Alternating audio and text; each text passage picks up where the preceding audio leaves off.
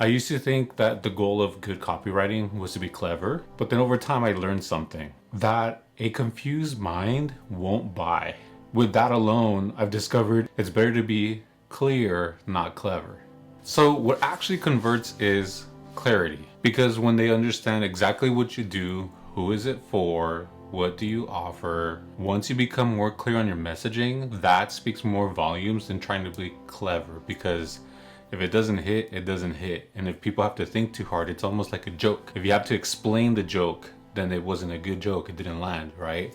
So if you have to explain your copy, or if somebody has to think about it too hard, you've already lost them. So yeah, it's better to be clear instead of clever.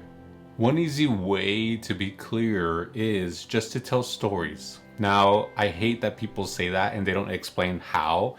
Everybody's like, tell stories, better stories, because your story wasn't good. I have videos where I teach story, and I have more that are coming, but to keep this just on topic, telling the story of what happened versus trying to be clever and making people think about what could have happened or what happened. That's why stories are clear, and that's why I say story is king, and I keep making the same example, but imagine a song without a story is just noise.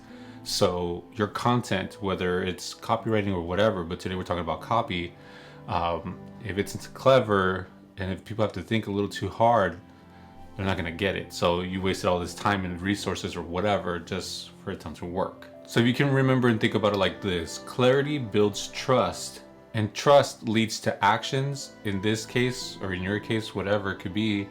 But for the most part, actions means getting somebody to buy or getting paid. So yeah, just remember that. Clarity leads to trust. Trust leads to action, whatever the action it is you want them to do.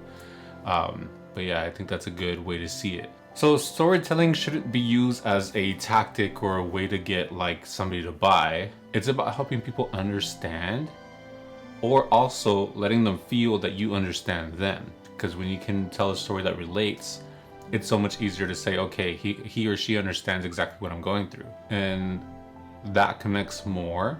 And that's what short stories should be used for, is to help either you be more understood or your product, or so the other person can feel like understood. Because some of the best stories don't make people say or think, oh, that was smart, that was clever.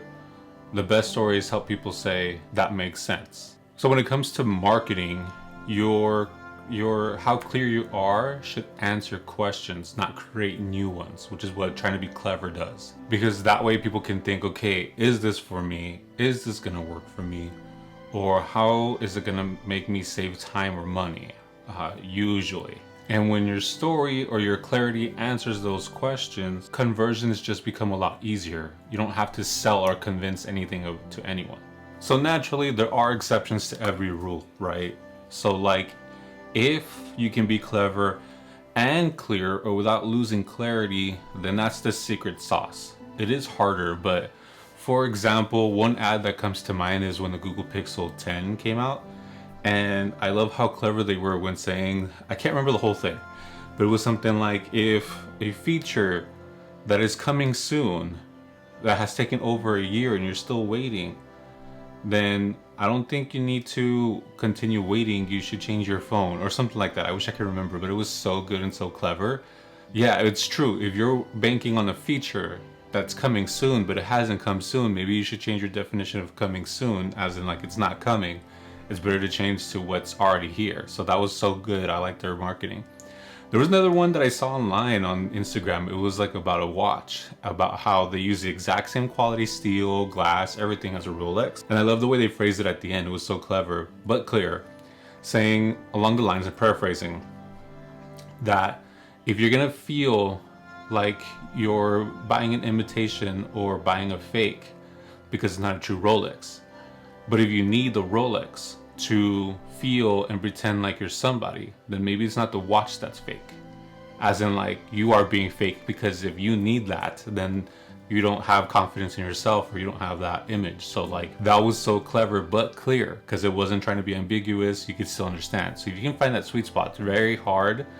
That's why I try every now and then, but like, I just rather be clear than clever. So yeah, cleverness gets attention, but clarity gains trust. And trust is what actually helps people move forward.